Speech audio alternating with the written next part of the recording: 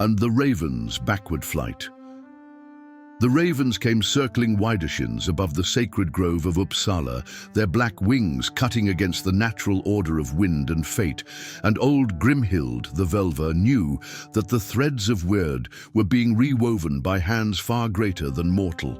She stood in the grove, where 9 sacred ash trees grew in a circle around the world tree's reflection, their bark still dark with the blood of last season's blot, and watched the ravens spiral backward through the morning mist like omens written in a tongue older than runes. The birds cawed not the usual harsh cry of Odin's messengers, but a keening wail that spoke of doom and glory intertwined like the serpents carved on the great runestone that marked the grove's heart. Grimhild's weathered hands traced the runes carved into her ashwood staff, feeling the power that ran through the symbols like blood through living veins, and she cast the sacred bones upon the frost-hard ground, reading in their fall the fate that would chase the sons of Bjorn Ironskull through 3 generations. The bones spoke of ships burning on foreign shores, of gold cursed and glory bought with the blood of kinsmen, of a woman who would choose the spear over the spindle and pay the price that Freya demands of her daughters. The Völva's milk-white eyes, blind to the world of men but keen to the realm of spirits, saw in the bone cast the face of young Hrafn Bjornsson, where he trained with wooden swords in his father's hall, unaware that the Norns had already measured his word thread and found it bright but brief. The backward-flying ravens settled at last upon the branches of the sacred trees, and Grimhild heard in their silence the voice of the All-Father himself, speaking the words that would echo through the generations like the sound of Heimdall's horn when Ragnarok comes riding. 3 sons shall spring from Ironskull's loins, the voice whispered through the rustling leaves, and each shall seek the wolf road to Valhalla's golden doors. The first shall die in ice-cold waters far from home, the second shall fall defending what cannot be defended, and the third shall live to see his sons' sons take ship for lands beyond the sunset. But the blood price of their glory shall be paid by those who come after, for the gold they win carries with it the curse of the Nibelungs, and every piece spent shall call for vengeance from the world's ending. When Grimhild returned to the great hall of Bjorn Ironskull, the central fire burned high and bright, casting dancing shadows on the carved dragon heads that supported the roof beams, and the smell of roasting boar filled the air with the rich scent of feast time. Bjorn sat in his high seat, carved from the prow of his first warship and inlaid with silver taken from the monasteries of Northumbria, his iron-grey beard braided with rings of gold that spoke of 20 years of successful raiding. His wife Astrid worked at her loom beside the fire, weaving the stories of her husband's victories into cloth that would become wall hangings to remind their sons of the deeds they must equal or surpass. Their 3 boys sat at the long tables with the Huskarls and lesser warriors, listening to the Skald, Egil Skallagrimsson, recite the lay of Beowulf's battle with the monster Grendel, their young faces bright with the hunger for glory that burns in the hearts of all who are born to the Wolf Road. Hrafn, the eldest at 16 winters, already bore the height and breadth of a warrior, his dark hair falling to his shoulders like the wing of his namesake raven, and in his grey eyes lived the cold fire that marks those whom Odin has chosen for his own. He wore the arm ring of twisted gold that his father had given him on his 15th name day, and his hand rested always on the pommel of the sword that the dwarf smiths of the Black Mountains had forged for him, its blade inscribed with runes that promised victory to the worthy and death to the craven. Beside him sat Ulf, 2 years younger, but already showing the bear strength that would make him a terror in the shield wall. His red-gold hair braided with iron rings, and his blue eyes bright with the joy of battle that runs in the blood of berserkers.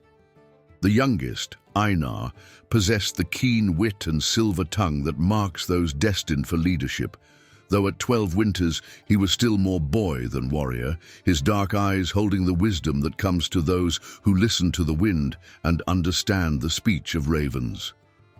When Grimhild entered the hall, silence fell like snow, for all knew that when the Völva came unbidden from her sacred grove, the words she brought were woven by the Norns themselves. She walked slowly down the central aisle between the long tables, her white robes rustling like the wings of the ravens that followed in her wake, and stopped before Bjorn's high seat. The Jarl rose to greet her, for even iron-skulled warriors show proper respect to those who speak with the voices of the gods, and he ordered thralls to bring the finest mead and the richest furs for the Völva's comfort. But Grimhild waved away such offerings with a gesture that made the flames dance higher in the central fire, and spoke instead the words that would set in motion the fate she had read in the bones. "Hear me, Bjorn Iron Skull, you who have brought honor to your name and gold to your warband," she said, her voice carrying the authority of one who has walked between the worlds and returned with wisdom.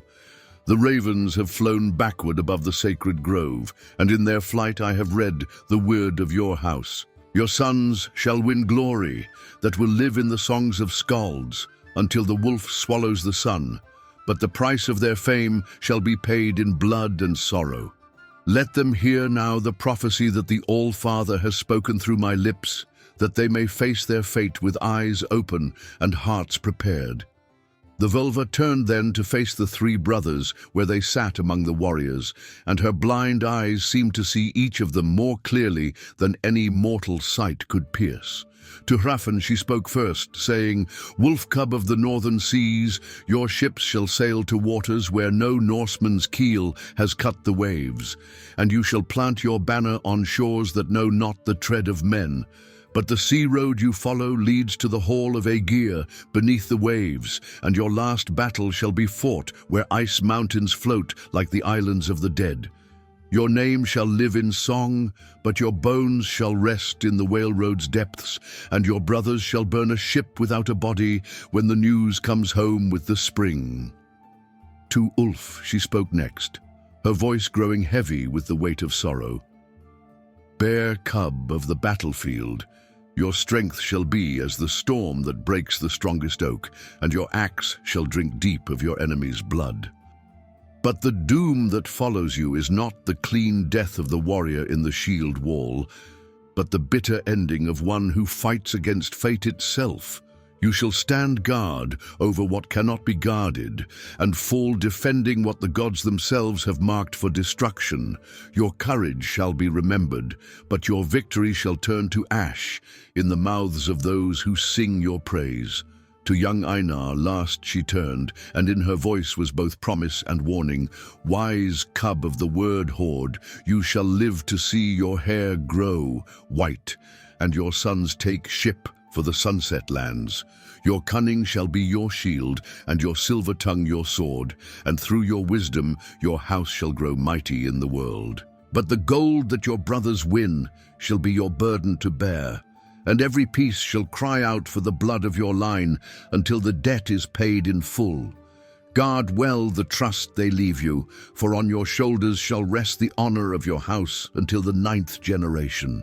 When the Völva had spoken her prophecy, she accepted the horn of mead that Bjorn offered and drank deeply, then cast the dregs into the central fire, where they flared up in flames of blue and gold. "The word is spoken and cannot be changed," she said, "but how each of you meets his fate remains a choice for mortal hearts to make. Remember that honor outweighs life, and a good death is worth more than a long life lived in shame. The Norns have woven your threads into the great tapestry, but the color of those threads you shall choose yourselves." As the Völva departed into the night, the hall remained silent, save for the crackling of the fire and the distant howling of wolves in the forests beyond the settlements. Bjorn Ironskull looked upon his three sons and saw in their faces the acceptance that marks those born to the northern way. For no true son of the Vikings shrinks from fate once it has been clearly spoken. But in the days that followed, he doubled their training with sword and spear, taught them the art of seamanship and the cunning of war, that they might face their destiny with skills worthy of their bloodline. The winter passed in the traditional manner, with long nights spent in the hall listening to the skald's tales of heroes long dead, while outside the snow piled deep against the walls and the wind howled like the voices of the slain calling from Valhalla's golden roof. Astrid wove and span beside the fire, creating the rich tapestries that would adorn the hall and tell the story of their house to generations yet unborn, while the women ground grain and tended the animals that must survive until spring. The men practiced with weapons in the great hall when the weather grew too fierce for outdoor training, and the sound of blade on blade rang out like the hammers of the dwarfs forging weapons for the gods. It was during the darkest part of the winter, when the sun showed itself for only a few hours each day, and the nights stretched endlessly under stars bright as ice, that the stranger came to their door. He appeared as an old man, wrapped in a blue-grey cloak, leaning heavily on a staff of ashwood and leading a grey horse whose eyes gleamed with intelligence no mortal beast should possess. One of his eyes was bright blue like the summer sky, but where the other should have been was only an empty socket, and the thralls whispered among themselves that here was Odin himself come to test the honor of Bjorn's house. Bjorn welcomed the stranger with all the courtesy that the laws of hospitality demanded, offering him place by the fire and the best of meat and mead, for to turn away a guest in the depths of winter was a crime that would bring the curse of all the gods upon a house. The stranger accepted with grave courtesy, and when he had eaten and drunk his fill, he began to tell tales of distant lands and forgotten wars, speaking of heroes whose names had been lost to time, but whose deeds lived on in the memory of those who wander the world seeking wisdom. As the night grew late and the fire burned low, the stranger turned to the three brothers and spoke in a voice that seemed to echo from great depths. I have heard tell of a prophecy spoken over this house, and I have come to see if the sons of Bjorn Ironskull possess the courage to embrace their fate, or if they will seek to flee from what the Norns have woven. Many men speak bravely of honor and glory, when death is only a distant shadow, but when the moment comes to choose between life and valor, their hearts fail them, and they choose the longer road that leads only to shame. Hrafn rose from his seat at the words, his hand upon his sword hilt, for he would not suffer any man to question his courage in his father's hall. "Greybeard," he said, his voice carrying the ring of iron, "speak plainly what you would say to us, for the sons of Ironskull have never fled from any challenge that honor demanded they face. If you doubt our valor, then name the test, and we shall prove our worth before all who witness." The stranger smiled then, and in his single eye was a gleam like the light that shines from the weapons of the gods. "Bold words, young raven, and spoken like a true son of the north. But words are wind unless deeds give them weight. I have with me 3 gifts that I offer to those who dare accept them, but each gift carries with it a price that only the bravest will be willing to pay. Will you hear what I offer, or do you prefer the safety of untested boasts?" When Hrafn declared that he would hear the stranger's words, the grey-cloaked man reached into his traveling pouch and drew forth 3 objects that gleamed in the firelight like treasures from the halls of the gods. The first was a golden arm ring, wrought in the likeness of a great serpent with ruby eyes, its coils so cunningly crafted that it seemed to writhe with life in the flickering flames. The second was a silver-hafted spear whose iron point bore runes that seemed to shift and change as the light played across them, while the third was a drinking horn carved from the tusk of some mighty beast and bound with bands of gold, inscribed with words in a script older than the memory of men. "To the eldest, I offer this ring," the stranger said, holding up the golden serpent, wrought by the dark elves in the deep places of the world and imbued with power to bring victory in battle and success in all ventures of war. But know that this ring has drunk the blood of kings and carries with it the curse of those who died to win it. Whoever wears it shall know glory such as few mortals achieve, but his life shall burn bright and brief as a star falling through the night sky. To the second son I offer this spear, he continued, raising the silver weapon so that its point caught the firelight. Forged in the fires of Muspelheim and tempered in the tears of the mountain giants. No shield can turn its point and no armor can withstand its thrust, but the warrior who bears it shall find that it thirsts always for blood and will not be satisfied until it has drunk its fill of the bearer's own life force. And to the youngest I offer this horn, he said, lifting the carved drinking vessel, made from the tusk of the great boar that guards the roots of Yggdrasil, and blessed by Mimir himself with the gift of wisdom. Whoever drinks from it shall gain the knowledge of past and future, the understanding of beasts and birds, and the power to speak words that can move the hearts of men. But wisdom gained before its time is a burden that crushes the spirit, and he who knows too much shall find little joy in the short span of mortal life. The three brothers looked upon the gifts and saw in them both promise and peril, for they were wise enough to understand that the gods never give their gifts without exacting a price in return. But in their hearts burned the hunger for glory that drives all true sons of the Vikings, and they knew that to refuse such an offer would be to choose the grey path of the Nidinga who values life above honor. Hrafn was the first to step forward, his young face set with determination as he held out his arm to receive the golden ring. "I accept your gift, Grey Wanderer," he said, his voice steady despite the magnitude of what he undertook. "And I accept as well the price that comes with it. Better to live 1 year in glory than 100 in shameful peace. And if my life must burn bright and brief, then let it light the way for those who come after." The stranger slipped the golden ring onto Hrafn's arm, and immediately the young warrior felt power flow through his veins like liquid fire, filling him with strength and battle fury such as he had never known. But with the power came a coldness in his heart, as if the ring drew its strength from the warmth of mortal life, and he understood that the curse was already at work within him. Ulf stepped forward next, his bare strength evident in every line of his powerful frame as he reached out to take the silver spear. "I too accept your gift and its price," he said, his voice rumbling like distant thunder. "For what is strength without the means to use it? And what is life without the chance to die in glorious battle? Let this spear drink deep, and when it turns at last to drink from my own veins, I shall welcome it as a friend."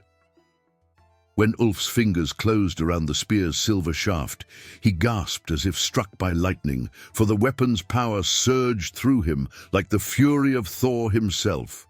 But even as strength filled his muscles and battle joy blazed in his heart, he felt the spear's thirst like a living thing, eager for blood and never satisfied with what it had already drunk.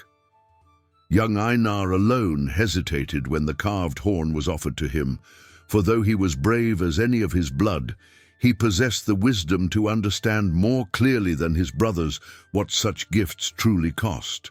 But when he saw how readily Hrafn and Ulf had accepted their burdens, he knew that he could not choose the coward's path and bring shame upon his house. He took the horn in both hands and lifted it to his lips, drinking deep of the bittersweet liquid it contained.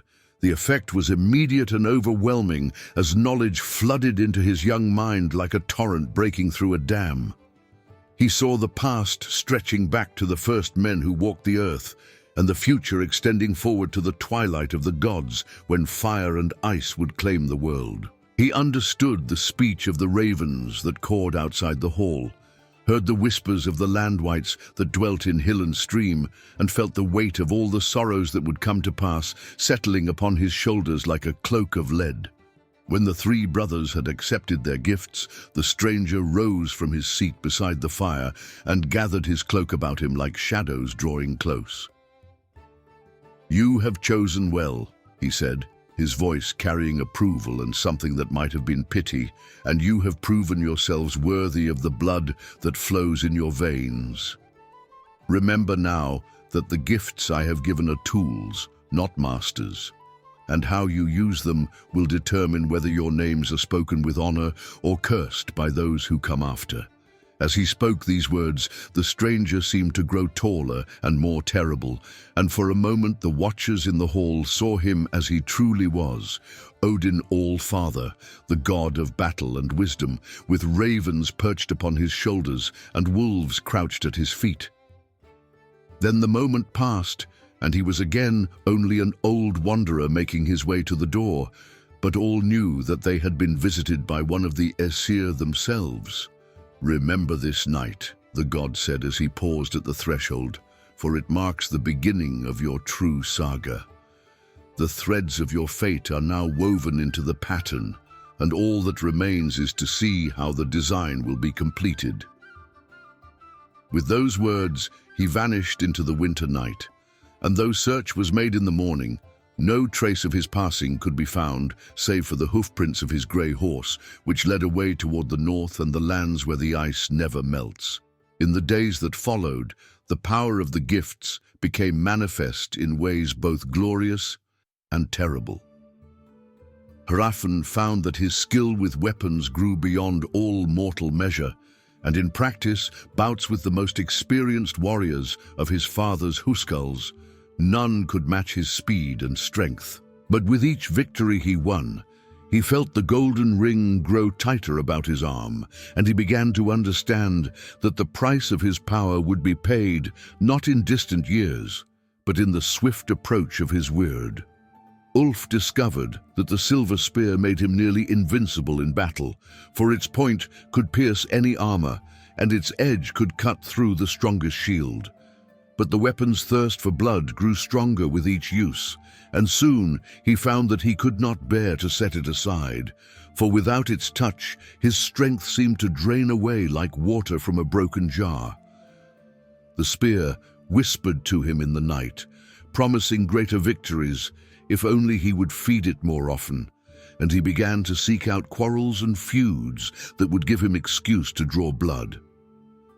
Einar's burden was perhaps the heaviest of all, for the wisdom granted by the horn showed him the true cost of his brother's gifts and the sorrow that would come to their house because of them.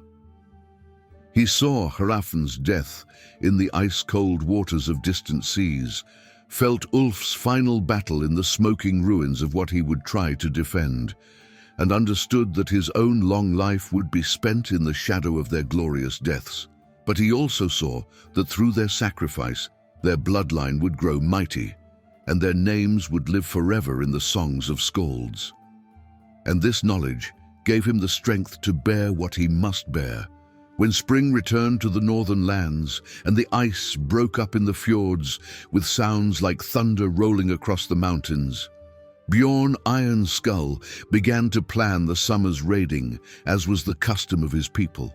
The long winter had brought news from traders and wanderers of rich monasteries in the Saxon lands that had grown fat with gold during the peaceful months, and of new settlements along the coast where plunder might be won without the hard fighting that marked raids against well-defended strongholds. But Hrafn spoke up in the war council, his grey eyes bright with the battle hunger that the golden ring had awakened in his heart. "Father," he said, his voice carrying the authority of one who has looked upon the face of the gods, "I ask leave to take my own ship and crew this summer, to sail beyond the sunset toward lands that no Norseman has yet seen. The ring upon my arm whispers of gold and glory waiting in the western seas, and my weird calls me to seek fortune where others fear to venture." Bjorn looked upon his eldest son and saw in him the mark of fate that cannot be denied. For the power of Odin's gift had changed Hrafn in ways that went deeper than mere skill with weapons. The young man bore himself now with the cold certainty of one who knows his destiny, and in his eyes burned the far-seeing look of those who have gazed into the realm of the gods. Though it grieved the Jarl's heart to think of his son sailing beyond the reach of help if trouble came, he knew that to deny such a request would be to interfere with the working of Vyrd itself. "If that is your choice, my son," Bjorn said heavily, "then I will not stand in your way, for a man must follow his fate wherever it leads. Take the ship Wavestrider and choose your crew from among the bravest of my warriors, and may the gods grant you fair winds and following seas.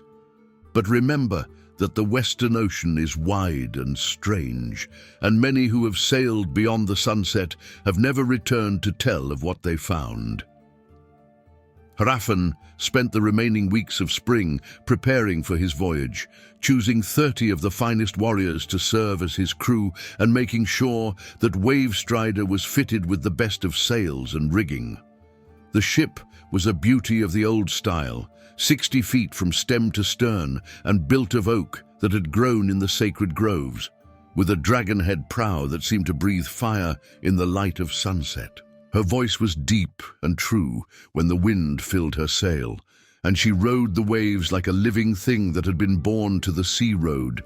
The crew that Hrafn gathered were all young men burning with the same hunger for glory that drove their leader, warriors who would rather die in glorious battle on unknown shores than live out their lives in the safety of familiar halls.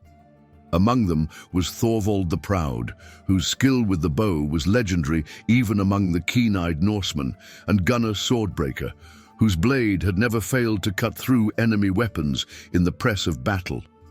There was Ragnar the Far-Travelled, who had sailed to Miklagard and seen the golden domes of the Emperor's palace, and young Bjorn Ironside, the Jarl's nephew, whose strength was already approaching that of his famous uncle. When the time came for Wavestrider to depart, all the people of the settlement gathered at the harbour to see them off, for such a voyage as Hrafn planned was a thing of legend in the making. The ship's prow had been blessed by the priests of Thor, with hammer signs carved deep in the wood, and offerings of ale and meat had been poured into the sea to win the favour of Njörður and his son Freyr. Astrid wove a banner for her son's ship, worked with the image of a great raven in silver thread on a field of sea blue, and this was raised at the masthead, where it snapped and fluttered in the morning breeze. As Wavestrider's crew pulled at the oars to take her out beyond the sheltering arms of the fjord, Hrafn stood at the steering oar and felt the golden ring pulse with power on his arm. Behind him lay the familiar shores of his childhood and the halls where his fathers had ruled in honor, but ahead lay the unknown waters where his weird waited to be fulfilled. The ship rode the swells like a war horse eager for battle, and her dragon prow pointed true toward the setting sun and the lands beyond the world's edge. Ulf watched his elder brother depart with a mixture of pride and envy in his heart. For though he loved Hrafn as befitted a brother, the silver spear whispered constantly of the glory that was sailing away over the horizon. The weapon's thirst for blood had grown stronger through the spring months, and Ulf found that he could barely contain the battle fury that threatened to overwhelm his reason whenever he heard tell of conflicts in the neighboring lands. When Bjorn Ironskull announced the summer's raiding plans, calling for attacks on the rich Saxon settlements along the coast of Northumbria, Ulf volunteered to lead the assault forces with an eagerness that concerned even his war-hardened father. The raiding fleet that assembled in the harbour was a sight to stir the blood of any warrior. 20 longships filled with the finest fighters that Bjorn could muster. Their shields hung along the gunwales in long rows of overlapping circles painted with the devices of their owners. The ships themselves were works of art as much as tools of war, their hulls sleek and swift, and their dragon heads carved by master craftsmen who knew the old ways of shaping wood into forms that could ride the whale road like living things. At their head sailed Iron Fist, Bjorn's own warship, while beside her rode Bear's Tooth under Ulf's command, her crew chosen from among the most eager for battle. The journey south along the coast took them past familiar landmarks where their fathers and grandfathers had won glory in seasons past. and the older warriors told tales of previous raids, while the younger men listened with the hungry attention of those who hoped to add their own deeds to the store of saga-worthy exploits. They sailed through waters where the bones of Saxon ships still rested on the bottom, past headlands where victory stones marked the sites of great battles, and around islands where the burial mounds of famous chiefs could be seen from the sea like ancient promises of glory for those brave enough to seek it. When they reached the Saxon coast, the raiders waited for the dark of the moon before making their landing, choosing a stretch of beach between two river mouths where the local Fyrds would have the greatest difficulty responding to their attack. The ships were drawn up on the shingle with their bows pointing seaward for quick escape if needed, and guards were posted to watch for Saxon cavalry while the main force prepared for the assault on the monastery that lay 3 miles inland. The monastery of St. Cuthbert was rich beyond the dreams of most men, for it had grown fat on the donations of Saxon nobles seeking to buy their way into heaven with gifts of gold and silver. Its walls were built of fine stone, and its gates were bound with iron. But the monks who dwelt within were men of peace, who knew nothing of war and trusted in their God to protect them from the wolves that ran in the darkness. When Ulf's berserkers came howling out of the pre-dawn mist, with their wolf pelts flying and their weapons gleaming red in the light of the burning outbuildings, the holy men could do nothing but pray and die. The battle was swift and terrible, for the silver spear in Ulf's hands drank deep of Saxon blood, while his berserkers raged through the cloisters like the hounds of hell unleashed upon the earth. The monks fell like wheat before the scythe, their prayers cut short by the kiss of iron, and soon the stone floors ran red with their lifeblood, while the altar flames licked at the wooden roof beams. Those few Saxons who tried to resist were swept aside like leaves before a winter gale, for no mortal weapons could stand against the god-forged point of Ulf's spear.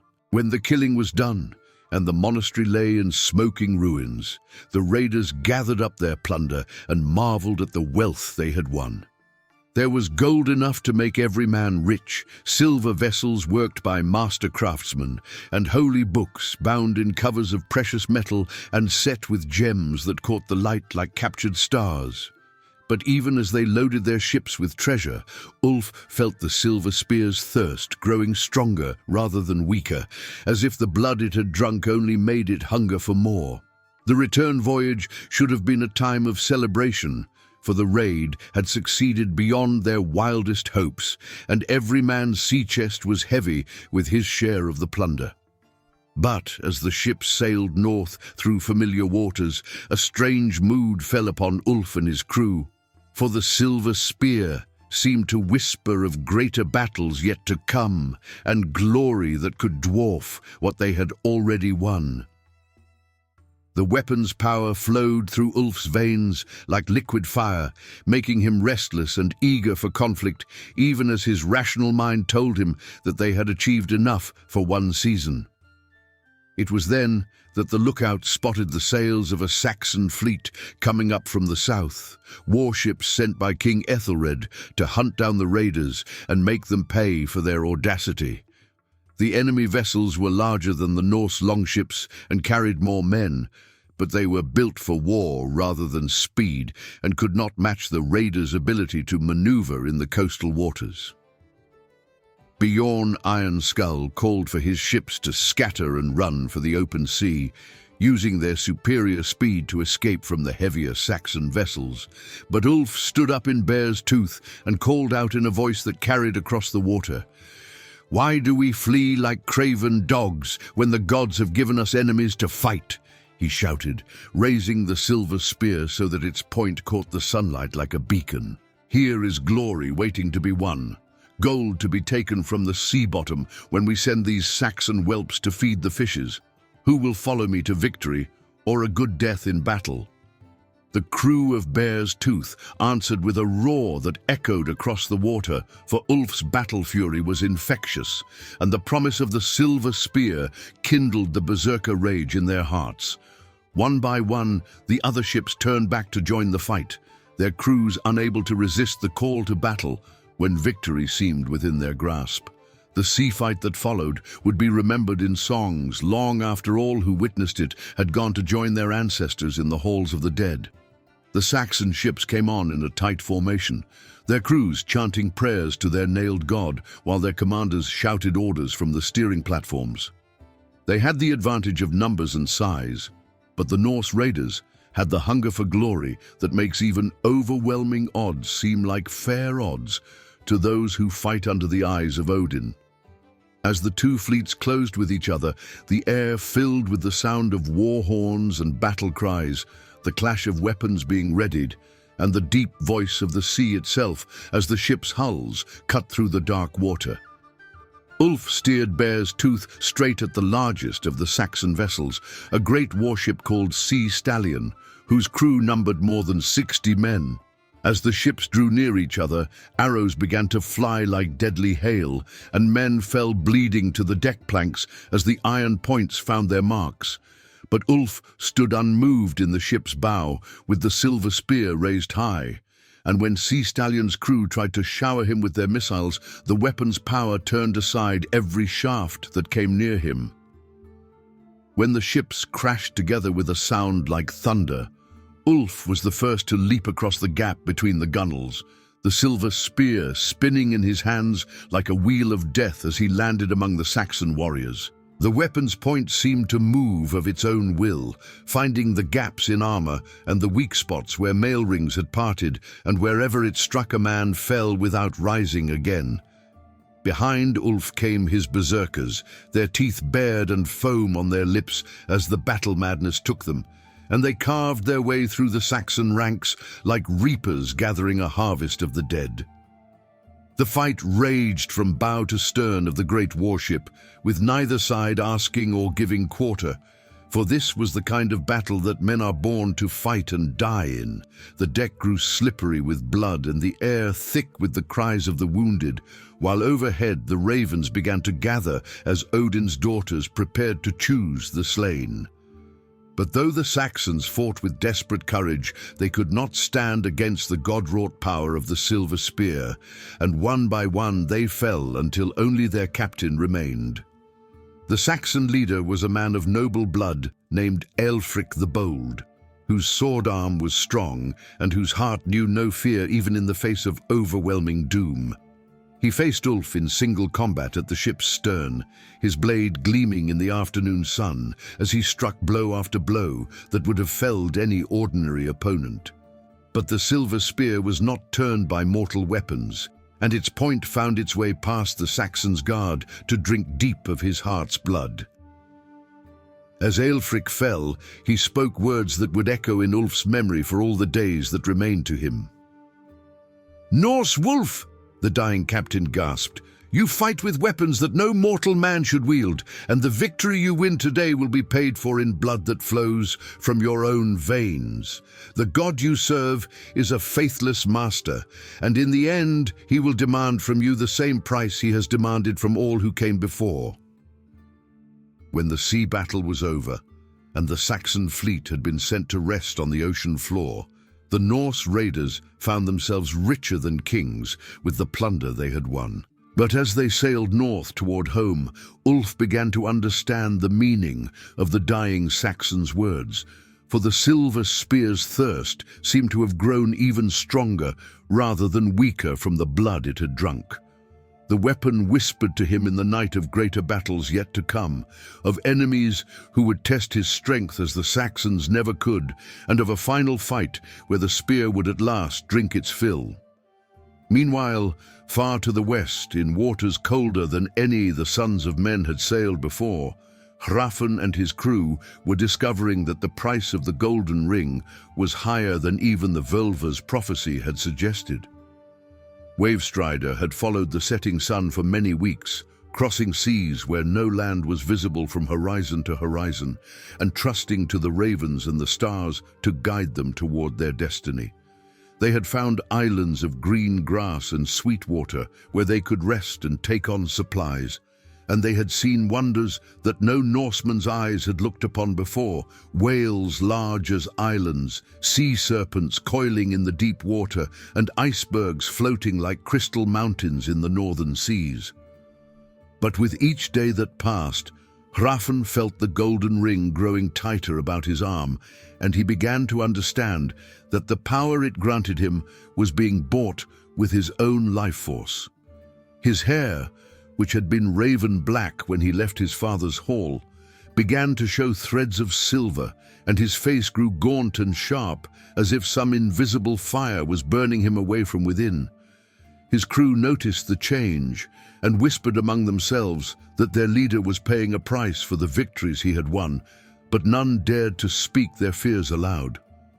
The land they finally found was unlike anything in their experience: a vast continent covered with forests of trees so tall they seemed to reach toward the very halls of the gods. The shore was lined with beaches of black sand where strange seabirds nested, and beyond the beaches rose cliffs of red stone, carved into fantastic shapes by wind and water. When they drew Wavestrider up onto the beach and set foot on the new land, Hrafn claimed it in the name of his father and all his descendants, driving a spear into the earth and speaking the old words that made a place part of the realm of men. They built a settlement in a sheltered bay where a river ran down from the inland hills, raising halls of the familiar northern style and surrounding them with a stockade of pointed logs.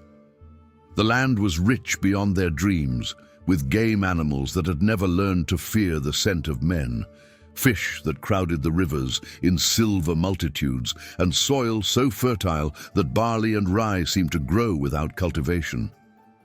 But even as they worked to establish their new home, Hrafn felt the weight of his doom settling upon him like a cloak of lead. The native people of the land were unlike any folk the Norsemen had encountered before, tall and lean with copper-colored skin and dark eyes that held the wisdom of those who had lived in harmony with the land since time beyond memory. They came at first in small groups to trade, offering furs and carved jade in exchange for iron tools and colored glass, and their manner was peaceful if wary. But Hrafn, driven by the Golden Ring's hunger for glory, began to plan raids against their settlements, seeking the gold and silver that he believed must lie hidden in their holy places. The first attack came at the dark of the moon, when Hrafn led 20 of his warriors against a village that stood beside a great waterfall in the inland hills. The natives fought with weapons of stone and bone, their courage great, but their arms no match for iron swords and armor of linked mail. The battle was swift and terrible, and when it was over, the Norsemen had won a great store of furs and copper ornaments, but they had also made enemies of a people who would remember their cruelty for generations to come. As winter approached in that distant land, the native tribes began to gather in numbers that made even the fearless Vikings concerned for their safety. War parties circled the Norse settlement like wolves around a wounded elk, striking at foraging parties and picking off any who ventured far from the protection of the stockade. The copper-skinned warriors proved to be masters of the forest fighting, appearing from nowhere to loose clouds of arrows and disappearing again before the heavily armed Norsemen could close with them. It was during the deepest part of winter, when ice covered the rivers and snow lay thick in the forests, that the final assault came. The natives had learned patience from the turning of the seasons, and they struck when the Norse were weakest and least able to maneuver their heavy weapons. The attack began with fire arrows falling like stars from the dark sky, setting the wooden buildings ablaze and forcing the defenders to choose between burning to death or facing the enemy in the open. Hrafn stood at the gate of the burning settlement with the golden ring blazing on his arm like a thing of living fire, and around him gathered the remnants of his crew, now reduced to barely half their original number by battle and disease. The native warriors came out of the darkness like shadows given form, their war cries echoing through the snowy night as they sought to avenge the blood of their kinsmen. The fighting was desperate and without quarter, for both sides knew that only one would see the sunrise. In the midst of the battle, as his warriors fell one by one around him, Hrafn felt the golden ring begin to burn like molten metal against his flesh. The pain was beyond endurance, yet he could not remove the ring, for it had fused itself to his arm through the power of its curse. As the agony overwhelmed him, he understood at last the true price of the power he had wielded, for the ring was consuming his very life to fuel its magic. With his dying breath, Hrafn called out to his remaining men to take to the ship and flee, while darkness still covered their escape. 8 warriors answered his call, carrying their wounded leader to Wavestrider, while the settlement burned behind them. They launched the ship into the ice-choked waters of the bay and rowed desperately toward the open sea, the glow of the burning buildings lighting their way like a funeral pyre. For 3 days and nights they sailed through waters thick with floating ice, while Hrafn lay dying in the bottom of the ship, and the golden ring consumed the last of his strength. On the 4th morning, as the sun rose blood-red through the morning mist, the young hero spoke his final words to the crew who had followed him to the world's edge and back. "Tell my father and my brothers," he whispered, his voice barely audible above the sound of waves against the hull, "that I have kept the honor of our house and won such glory as will live in songs until the ending of the world. The land we found is rich beyond measure, and though we could not hold it now, our sons' sons will return with greater numbers to claim what I have discovered. Let them remember that the price of true glory is always higher than men expect to pay, but that honor outweighs all other considerations." As Hrafn died, the golden ring crumbled to dust upon his arm, its power spent in the gaining of the knowledge that would guide future generations to the Western lands. The survivors wrapped their leader's body in his best cloak and gave him to the sea with his weapons and gold, speaking the old words that would guide his spirit to Valhalla, where the Einherjar feast until the final battle. Then they turned Wavestrider's prow toward the east and the distant shores of home, carrying with them the news of both triumph and tragedy that would echo through the ages. The journey home took them through waters colder than the breath of hell herself, and 2 more of their number perished from wounds and exhaustion before they saw again the familiar landmarks of their native fjords. When Wavestrider limped into the harbor with only 6 survivors of her original crew, the watching crowds knew before any word was spoken that they looked upon the remnants of a great tragedy. The ship's dragonhead hung low as if in mourning, and her sides were scarred by ice and battle damage that spoke of hardships beyond the understanding of those who had remained safely at home. Bjorn Ironskull received the news of his son's death with the stoic acceptance that marks those who have long known their word. But in his heart the grief burned like a fire that would never be extinguished. He ordered a ship to be built and burned in Hrafn's honor, though no body lay within it, and he commanded the skalds to compose songs that would keep his eldest son's memory alive, until the gods themselves perished in the final winter. The funeral pyre burned for 3 days and nights, visible from every farm and hall within 20 miles, and the smoke rose straight up into the still air like a pillar connecting earth to the halls of the gods. When summer came again to the northern lands, Ulf felt the call of the silver spear more strongly than ever, for the weapon thirsted for blood to wash away the taste of Saxon defeat from its point. But now there were no more easy targets within sailing distance, and the Saxon kingdoms had grown wary of raiders from the north, keeping their treasures better guarded and their fyrds ready to respond quickly to any threat. It was then that Bjorn Ironskull decided to accept the invitation that had come from his cousin Thorkel the High, who ruled lands far to the east, where the great river roads led down to Miklagard and the wealth of the emperor. Thorkel's message spoke of Slavic tribes who had grown rich from the fur trade, but had not yet learned to defend their wealth against determined raiders, and of river towns where Byzantine gold gathered like pools of water, waiting to be drained by those bold enough to take the risk. The journey would be long and dangerous, requiring the ships to be carried around the great rapids and the crew to fight their way through hostile territory, but the rewards promised were beyond the dreams of ordinary men. Ulf heard these words and felt the silver spear pulse with hunger in his hands, for here was the chance for glory that he had been seeking ever since his brother's death. He volunteered to lead the expedition before his father had finished reading Thorkel's letter, and though Bjorn could see the dangerous light in his son's eyes, he knew that a man driven by such a weapon could not be turned aside by words of caution. The fleet that sailed east that summer was smaller than those that had previously gone Viking to the Saxon lands, for the journey was too long and arduous to attract any but the most desperate or glory-hungry warriors. 20 ships carried 600 men down the familiar coastal waters and then up the great rivers that led toward the sunrise and the lands where amber grew on trees and silver flowed like water in the streams. At their head sailed Seawolf under Ulf's command, her dragon prow painted red with ochre and her crew chosen from among the fiercest berserkers in Bjorn's warband. The journey took them through landscapes unlike anything they had seen before.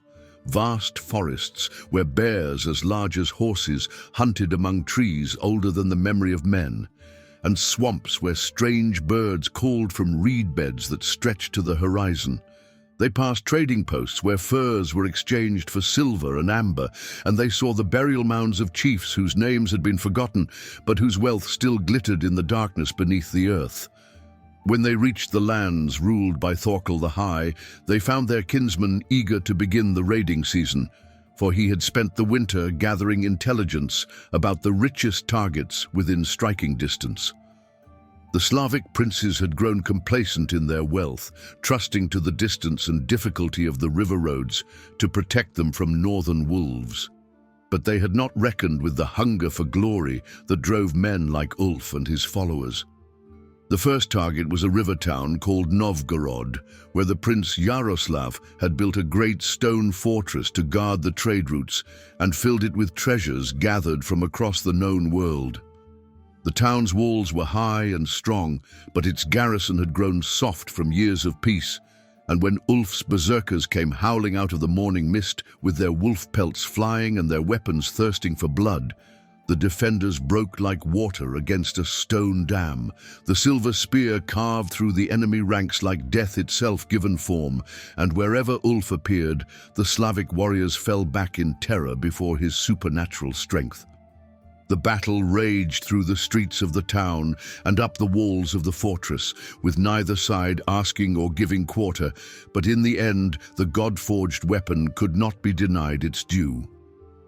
When the killing was over and the fires had been extinguished, the raiders found themselves richer than they had ever dreamed, with enough gold and silver to make every man wealthy for life. But even as they loaded their ships with plunder, Ulf felt the silver spear's thirst growing stronger rather than weaker, and he began to understand that no amount of blood would ever satisfy the weapon's hunger. The spear whispered to him of greater battles yet to come, of enemies who would test his strength as the Slavs never could, and of a final fight where all his skill and courage would be needed just to die with honor intact.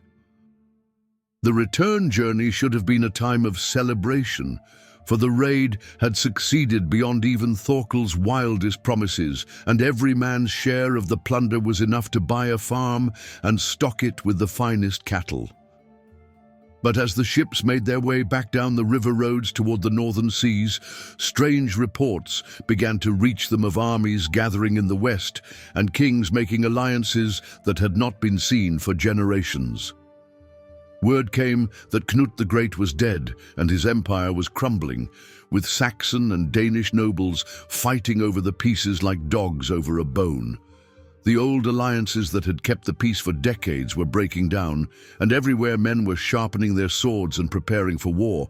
But most disturbing of all were the tales of a new king in Normandy, a bastard named William, who was gathering an army for purposes that no man could guess. When the fleet finally reached the familiar waters of their home fjords, they found the land buzzing with preparations for war. for Bjorn Ironskull had received word that Harald Hardrada was gathering the greatest army that Norway had seen for generations. The king planned to press his claim to the English throne, and he was calling upon every jarl and chief to bring their best warriors to join the host that would sail west to win glory or die in the attempt. Ulf heard this news and felt the silver spear sing with anticipation, for here at last was the great battle that the weapon had been hungering for all these years. He knew without needing to consult the runes that this was the war that would fulfill his weird, the final test that would either crown him with eternal glory or send him to feast in Valhalla's golden halls. When Bjorn announced that their house would answer the king's call with all the strength they could muster, Ulf stood up in the great hall and declared his intention to lead their warriors to England and the destiny that awaited them there. The army that gathered at Trondheim that summer was the largest that had ever assembled under the raven banners of Norway, with longships crowding the harbour like a floating forest and warriors from every corner of the kingdom coming to pledge their swords to Harald's cause. The king himself was a giant of a man who had fought in the service of the Byzantine emperor and won gold in battles from Sicily to the Black Sea. And when he spoke of the rich lands that lay across the Western Sea, his words kindled the battle hunger in every heart that heard them. Ulf brought 200 of his finest warriors to join the host, men who had followed him through the Saxon raids and the journey to the eastern rivers, veterans whose loyalty had been tested in the crucible of battle and found to be pure gold. Among them were his own Huskarls, the sworn sword brothers who had pledged their lives to his service, and the berserkers who served no master but the battle fury that raged in their hearts. At their head marched Ulf himself, the silver spear gleaming in his hands like a star fallen from the war god's hall. The voyage to England took the great fleet across the Whale Road in the finest weather that any sailor could remember, with following winds that filled their sails and carrying seas that lifted their ships like horses eager for the charge. Harald's dragon ship led the way, her scarlet sail blazing like fire against the blue sky and her gold-plated weather vane catching the sunlight like a beacon of victory. Behind her came 300 longships, carrying the flower of Norwegian manhood, warriors who had left their homes knowing that they might never return, but caring nothing for that knowledge beside the chance to win immortal glory. They made their landing on the Yorkshire coast and found the English firds unprepared for such a massive invasion, for King Harold Godwinson was watching the southern shores where William of Normandy was expected to strike. The Norse army swept inland like a tide of iron and fire, taking towns and fortresses that had stood unconquered since the days of Alfred the Great. At the Battle of Fulford Gate, they smashed the forces of the northern earls and opened the road to York, the greatest city of the north. Ulf fought in the front rank of that battle, the silver spear drinking deep of English blood as the enemy line crumbled before the fury of the Norwegian charge. He felt the weapon's power flowing through his veins like liquid lightning, making him stronger and faster than any mortal man had a right to be. But he also felt something else. A growing coldness in his heart that spoke of the price that would soon be demanded. As the English fled in panic before the northern wolves, Ulf understood that his greatest moment was also drawing him closer to his doom. The siege of York was brief and bloody, for the city's walls could not stand against the fury of warriors who had come so far to win gold and glory.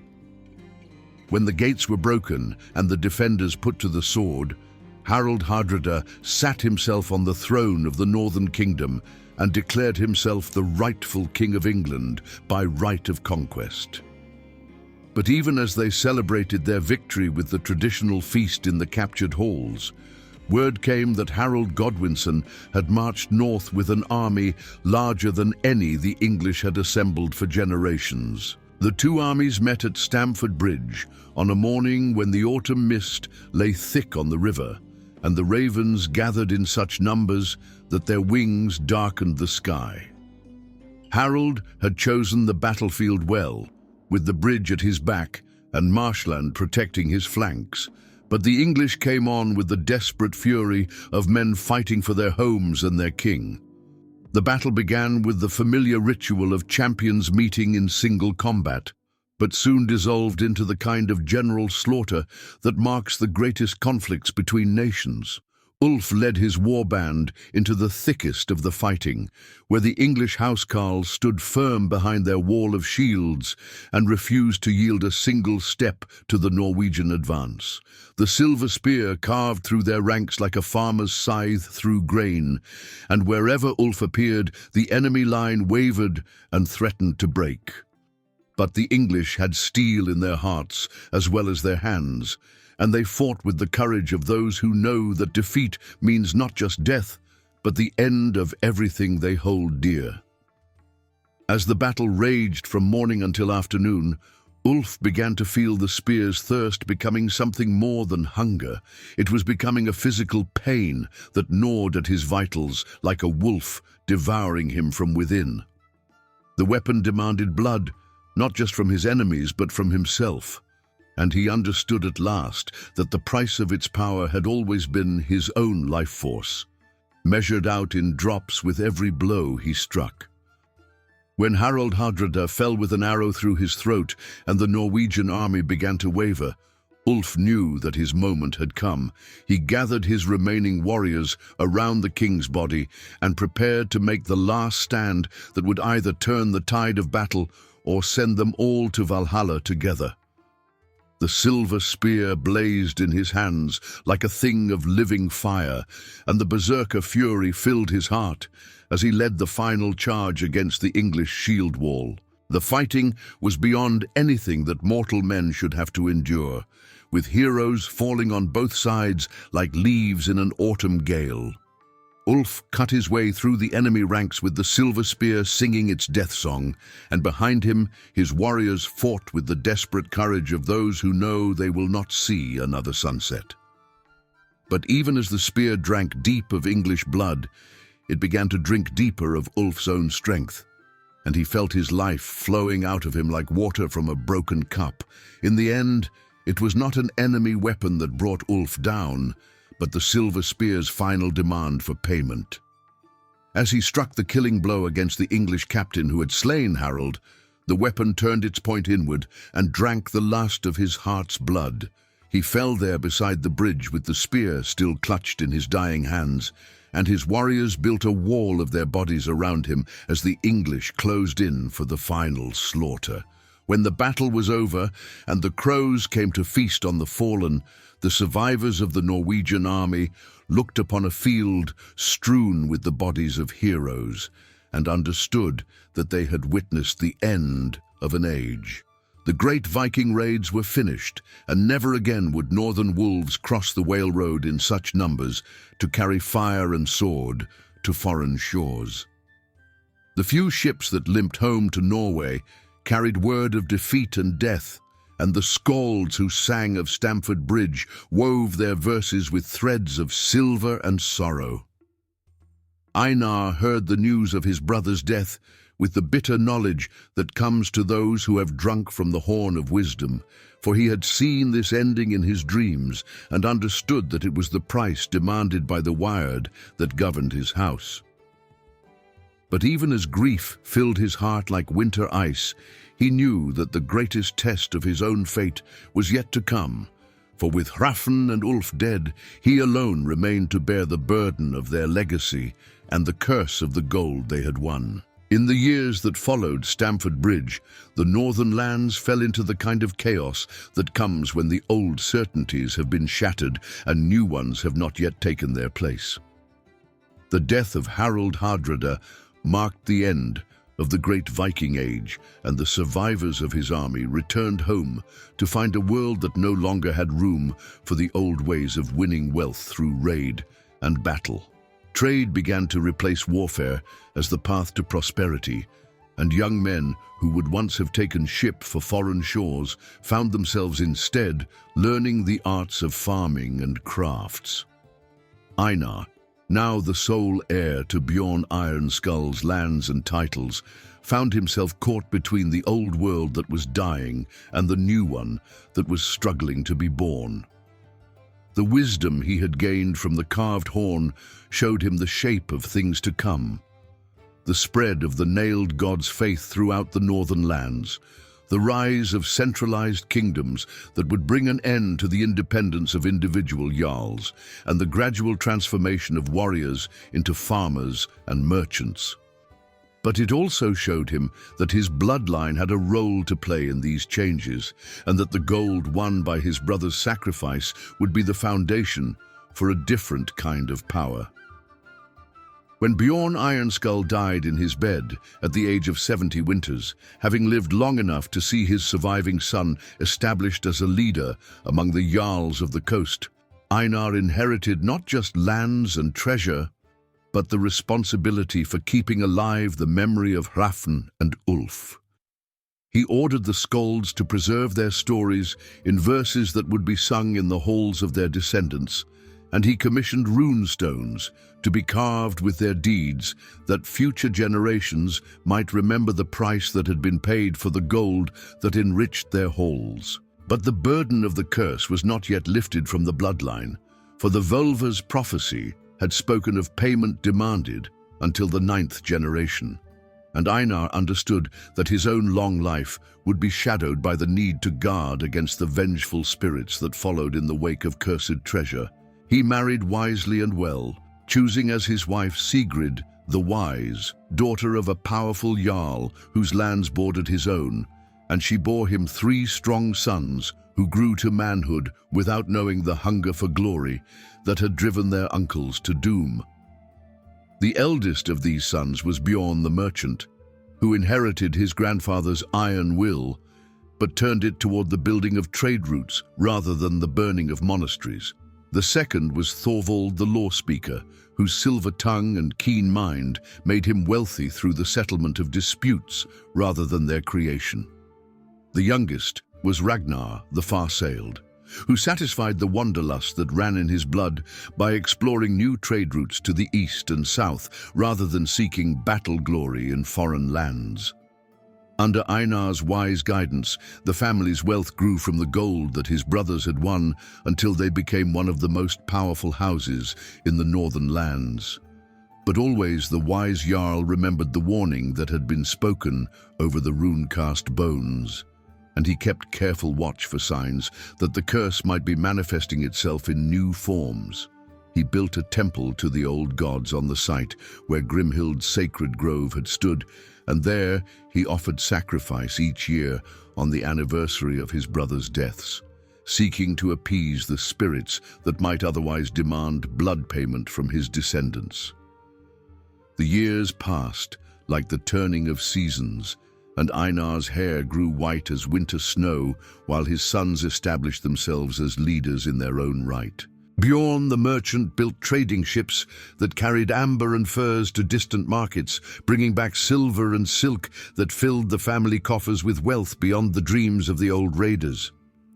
Thorvald the Law Speaker became the most respected advocate in the land, settling feuds that might otherwise have led to generations of bloodshed.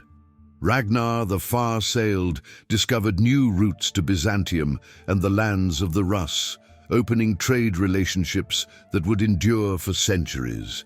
But as the 9th generation approached, strange omens began to appear that reminded those with eyes to see that the curse was not yet played out. Ships belonging to the family suffered mysterious accidents. Valuable cargo was lost to storms that seemed to strike only their vessels, and promising young men of the bloodline died in ways that defied explanation.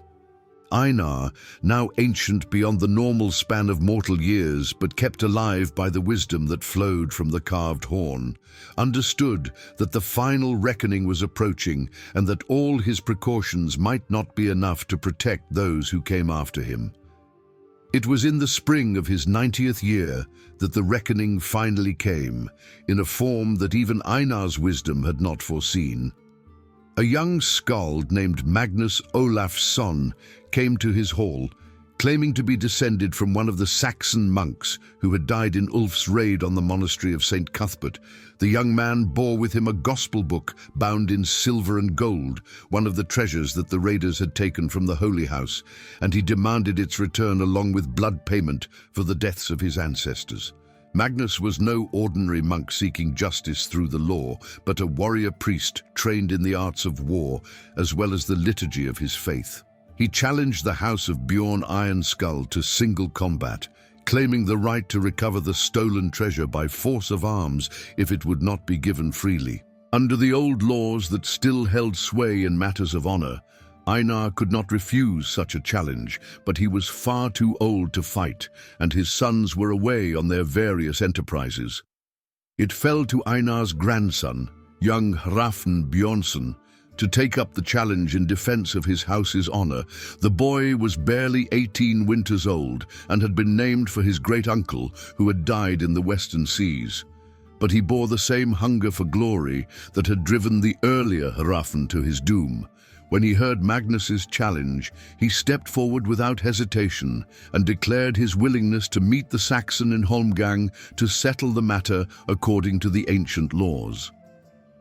The duel was fought on a small island in the fjord, with representatives of both faiths present to witness the outcome and ensure that the god's will was clearly shown. Magnus came armed with sword and shield blessed by his bishops, while young Hrafn carried the weapons of his ancestors and wore the arm ring that had been made from gold taken in the Saxon raids. As the two young warriors faced each other across the marked ground, those who watched could feel the weight of Wyrd settling upon the combat like a cloak of doom. The fight was long and desperate, for both combatants were skilled with their weapons and neither would yield while life remained in his body. Magnus fought with the righteous fury of one who sought to avenge wrongs done to his holy ancestors, while Hrafn battled with the pride of his bloodline and the desire to prove himself worthy of his famous name. Blow after blow rang out across the water as their swords met in the dance of death, and the blood that flowed from their wounds stained the earth of the island like the libations poured for the gods. In the end, it was the curse that decided the outcome. For as Hrafn struck what should have been the killing blow, his sword shattered against Magnus's blessed shield and left him defenseless before his enemy's counterattack. The Saxon's blade found its mark in the young Norseman's heart, and as Hrafn fell dying on the island earth, the watchers saw the curse of the Nibelung gold finally claim its price in blood. But even as he died, young Hrafn spoke words that would echo through the generations to come. Tell my grandfather that the debt is paid in full and that our house may now sail free from the shadows that have followed us for so long. The gold was cursed when we took it, but our blood has washed it clean, and those who come after may enjoy its benefits without fear of what the past demands. When Magnus claimed the gospel book as his prize and departed for his own lands, Einar understood that the prophecy spoken by the Völva so many years before had finally been fulfilled. The 9th generation had paid the price demanded by the curse, and the bloodline was free to pursue its destiny without the burden of ancient guilt. He lived only long enough to see his great-grandsons born and to ensure that the story of the curse and its ending would be preserved in the family's lore, then passed peacefully to join his brothers in whatever halls await the honored dead. The descendants of Bjorn Ironskull did indeed grow mighty in the world, as the prophecy had foretold. Freed from the curse that had shadowed their line, they used the wealth won by Hrafn and Ulf to build trading empires that spanned the northern seas. Some became jarls and kings in their own right, while others served as advisors to rulers who valued their wisdom and silver tongues. The women of the line married into the greatest houses of the land, carrying with them the strength and intelligence that had marked their bloodline since the days of the first Bjorn.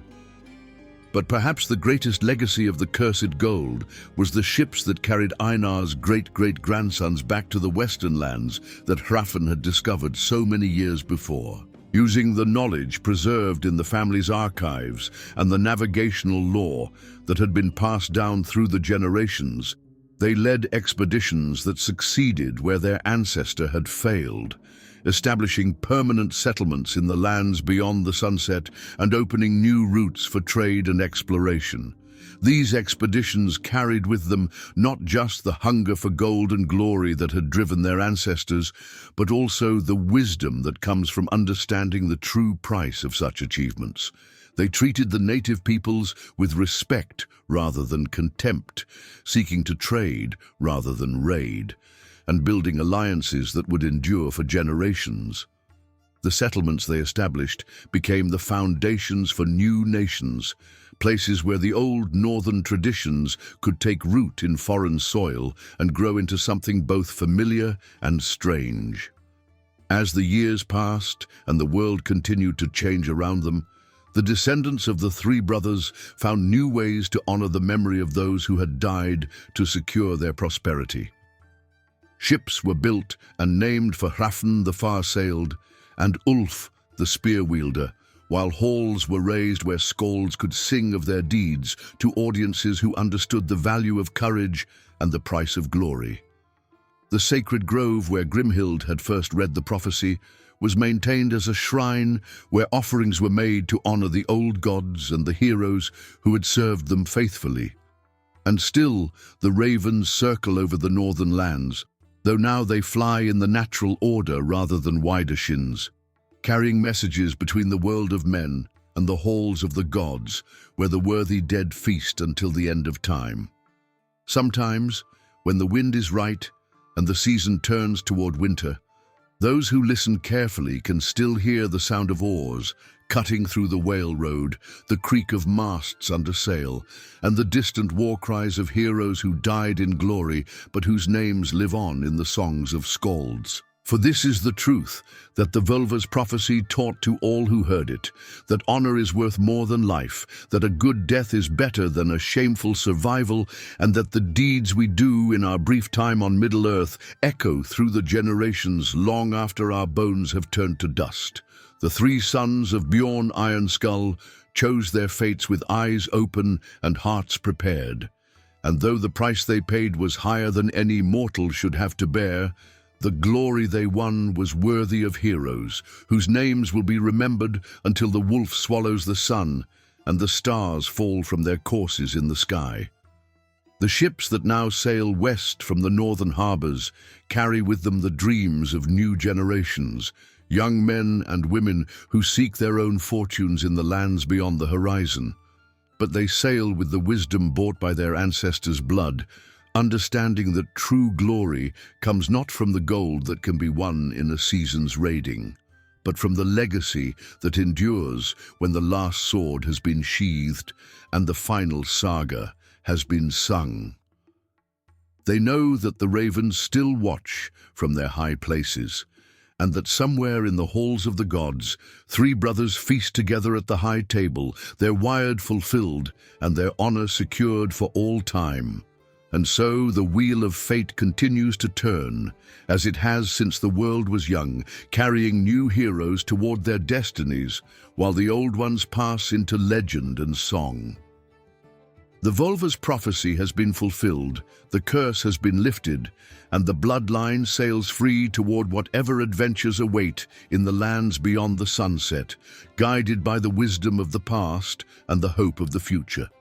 The raven's backward flight has been answered by their forward journey, and the threads of weird continue to be woven by hands both mortal and divine, creating patterns too complex for any single mind to comprehend but beautiful beyond the power of words to describe.